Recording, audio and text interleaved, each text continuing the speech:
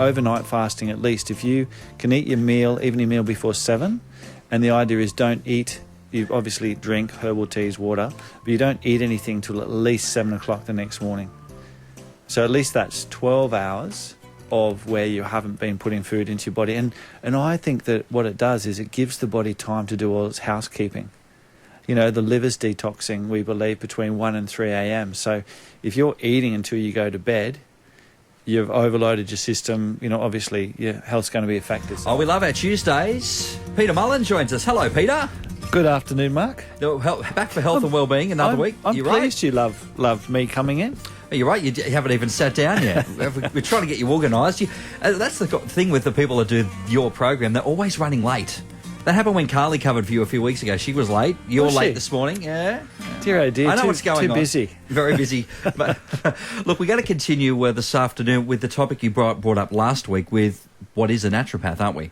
Yeah, I thought we need to expand a bit more on that. And last week we had a couple of calls come through as well. So if we can do the same today, that'd be great, because I think the calls really add a bit more oomph to, you know, what we're talking about. So otherwise it's just you and I. Yeah, and I love talking with you or talking at you, I feel Fair sometimes. enough. So it's probably good if we get someone else involved in the conversation. And straight away we've got Shauna. Shauna, you want to talk to Peter about fasting? I do indeed. How are you, Peter? Very well, thank you, Shauna. Peter, there are so many people that are talking about fasting, using water fast to help your body reset itself and its autoimmune system. I'd love to know what you think about that. Look, I'm a big fan of fasting, and fasting done properly. Like, it's something that you've got to do a fair bit of research and go into correctly. I have not had personal experience with fasting resetting autoimmune conditions. However, I have read a bit about people that have done things like juice fasting and actually had a really great result with conditions like rheumatoid arthritis. Ah, okay. So that's the issue I'm specifically looking at. So that's interesting that you've seen as well. Yeah, and actually, if you call me back after the show, I can give you the name of a fellow that's developed a program around that you might look into. Lovely. Just one last question on that subject. Do you know anything about the time of year that has to be better? I've heard that the summertime is better for your body for fasting than winter. Well, look, I think I would go with that, because to my mind, you know, our body does change with the seasons. And, you know, in spring and summer, you know, we all think naturally about doing a bit of a detox or doing a cleanse or doing something a bit differently. So, yeah, I would definitely, and think about if you're doing like a juice fast. And again, I wouldn't recommend anyone just go off and try this by themselves, or particularly water fasting without some help. However, yeah, I would agree that, you know, if you think about what fruit and vegetables, when they're going to be more fresh and available, spring, summer, definitely the time to be doing this. Lovely. Well, thank you so much. I so value your opinion and love the show. Fantastic, Shauna. So if you just give my off clinic a ring and leave your name and number, and I can call you back this afternoon. So great advice there for Shauna. You mentioned fasting. I think I've got my own idea, Peter, when the best time to fast is. Well, actually, it's overnight. Fasting has come back in vogue. It has. Yeah, a lot of people talking about it. And, you know, exactly what you're saying, like the overnight fasting at least. If you can eat your evening meal before 7, and the idea is don't eat, you obviously drink herbal teas, water, but you don't eat anything till at least 7 o'clock the next morning. So at least that's 12 hours of where you haven't been putting food into your body. And I think that what it does is it gives the body time to do all its housekeeping. You know, the liver's detoxing, we believe, between 1 and 3 a.m. So if you're eating until you go to bed, you've overloaded your system. You know, obviously your health's going to be affected. So I'm a big fan of fasting done properly. Is that why I couldn't sleep at 1:30 this morning? Liver was detoxing, perhaps. Absolutely, and that's why, interestingly, people that when you're younger, if you have a couple of drinks, you know, you feel like you sleep better. But a lot of older people, not, you know, maybe our age, really, hang on, I'm saying that now. What's going on?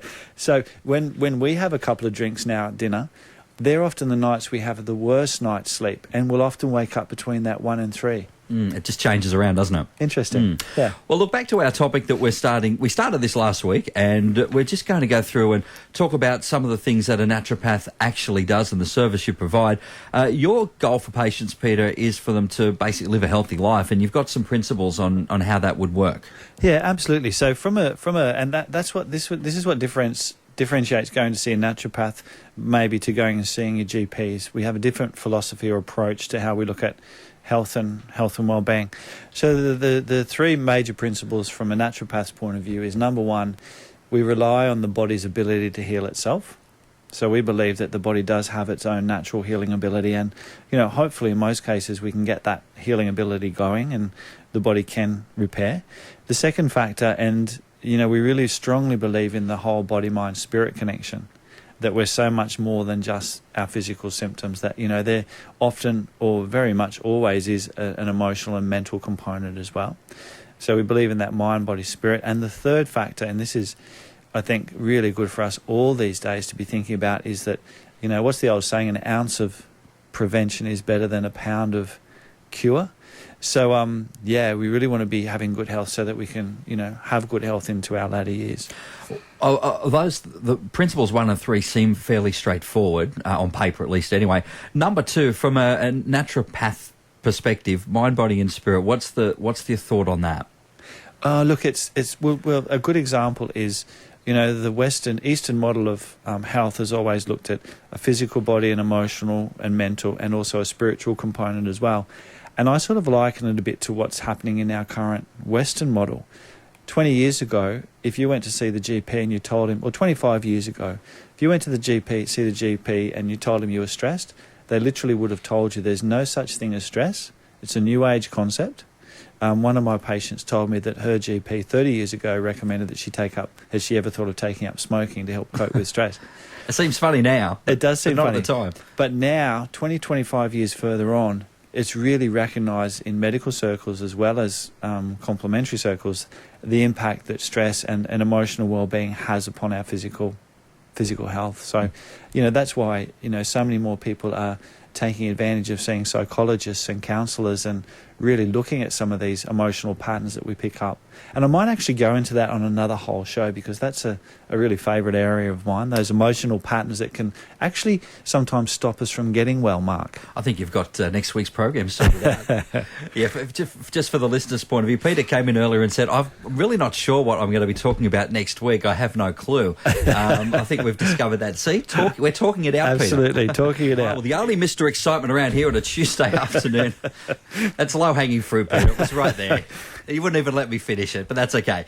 Look, we're back into our topic this morning. What is a naturopath? You've got a little bit more you want to expand this afternoon? Yeah, just to just finish up that section. But above all, naturopaths really firmly believe that your health, and as everybody does really, your health is your wealth. And we've only got one body to live in. So what I really encourage people or patients is to really get to know your body, what works for you. So for me, when a new patient comes in, my goal for them is for them to live as long as life, as healthy and happy as they possibly can be. And 3 things will determine, from my point of view, how successful they'll be. So we always think about family history. Now, while our genes aren't our destiny, our genes give us clues. So if, everybody in your family develops diabetes, we'll have to be really vigilant with you. So family history gives us clues about, which way we should be heading. Number 2, and this is in our favour, and this is one of the amazing things about our bodies, is that our bodies or our cells are continually regenerating. We're making new cells all the time. So red blood cells replace themselves every 120 days. Liver cells every 12 weeks. Skin cells every 6 weeks. So in 12 months' time, there will be a brand new Mark standing here in front of me. Is it going to be an improvement on the one that's standing before you now, Peter? Well, that will depend what you do this next 12 months, Mark. That's true.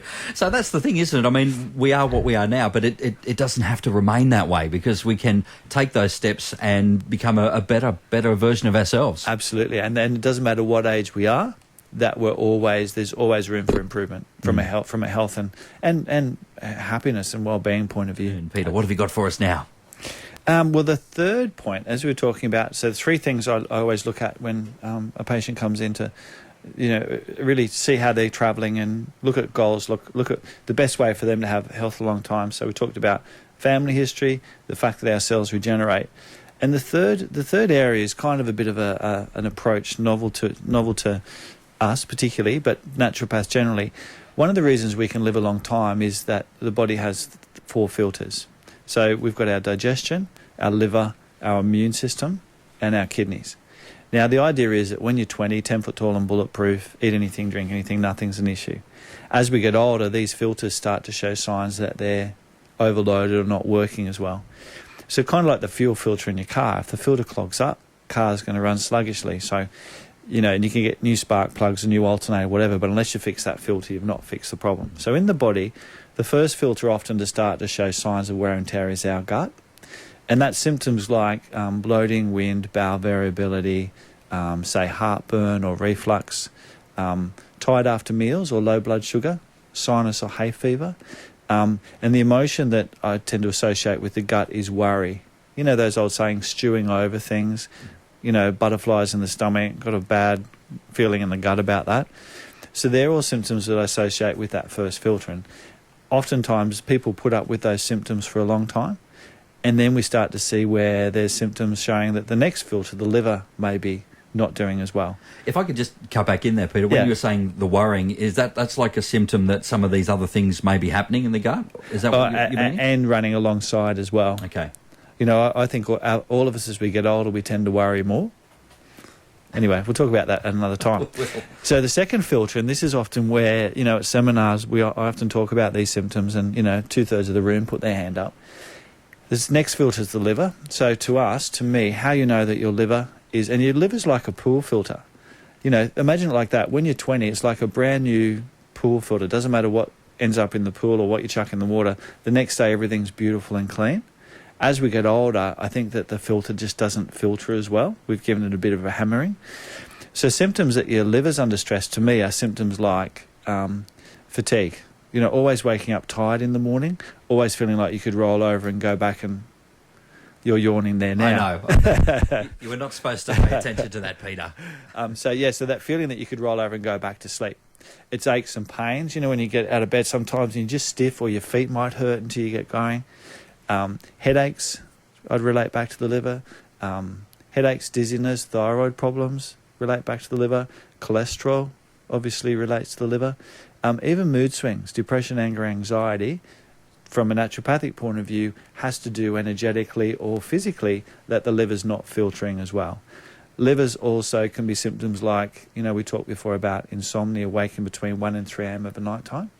It can be a sign that your liver's working harder. Was that another yawn? I tried to not do it. Come on. Back to your script. Stay on point, you called me Mr. Excitement before. What's going on? And I've yawned twice. Well, it's one of those things when you talk about sleeping or mention it, the whole room yawns. Actually, and if I see someone yawn, I yawn as well. So we're good company. You've done very well. You've avoided it. And so the liver's also sighing. People that sigh a lot can be a sign of liver stress. Is that right? Yeah. So that's not a behavioural thing? No, every time they sit down, it's like... And everyone says, what's wrong now? And they say, nothing. Oh, my liver's blowing up. That's all it is. And the liver's also blood sugar highs and lows. So, where we start to see in blood test results that your glucose, even a fasting glucose, is sitting at the top end of normal.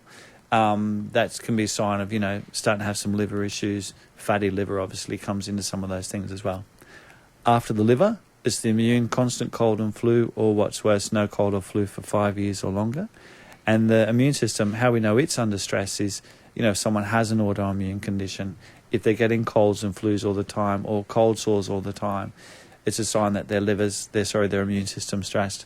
And then the final filter are the kidneys. And we sort of forget about the kidneys a lot. We all talk about the liver and the gut, and we know the immune system's related to the gut because it's based around the gut.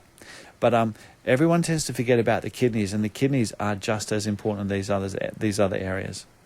Okay, so these are all the things that you sort of pull apart and try and investigate when people come in. Yeah, absolutely. So this is part of our assessment. So how you know your kidneys are involved is things like you've got arthritis, you've got degenerative change, bone on bone, chronic fatigue. In Chinese medicine, kidneys have a lot to do with vitality or qi.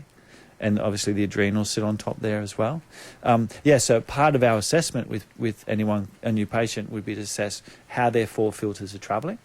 And then we take that into consideration then when we look at, dietary and lifestyle, work at putting a treatment plan together to actually, because Shauna's question, Shauna mentioned rheumatoid arthritis is a good example of, if you've got rheumatoid arthritis, you can go to the health food store and see a naturopath and get turmeric and boswellia and all of these much safer, still quite effective natural anti-inflammatories.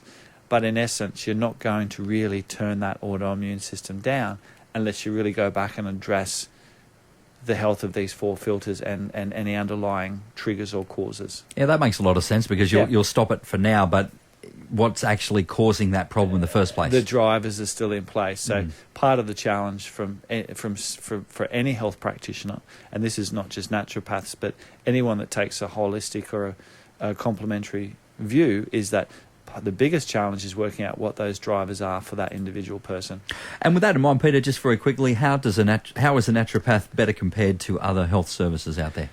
Well, Mark, we try not to say better. But that's on your sheet. I know that you is wrote on my it there. sheet. There it is. If you're watching the video, Peter wrote better. So I'll throw you under a bus, Peter. You know that. Oh well, actually, this is a really good example of complementary. I don't believe any health profession, whether it's a conventional GP, naturopath, herbalist, chiropractor, osteopath, psychologist, counsellor, exercise physiologist, whatever, I don't think any of us can really stand on our merits as the standalone approach for taking a holistic approach. I think patients really need that diversity, because we think, health can be like biochemical, like nutritional. It can be to do with toxicity, which can be past infections, heavy metals, whatever. It can be, definitely there can be an emotional and mental emotional component. And, more often than not, there's also a structural component as well. So it's not that any one model is better, but what we all do need to do is we need to work together, is give people the option of having us as a team on their side, particularly when the more complex the health conditions are. But just saying that, I like to think that, part of our benefit is being able to see the forest for the trees. We don't just get caught up in treating only the symptoms. And, that we do stand back and take that look at the whole body, mind, spirit connection. Wonderful. Thank you. Always a great program, Peter. We'll look forward to catching you next week with a mystery topic potentially. See you then, Mark.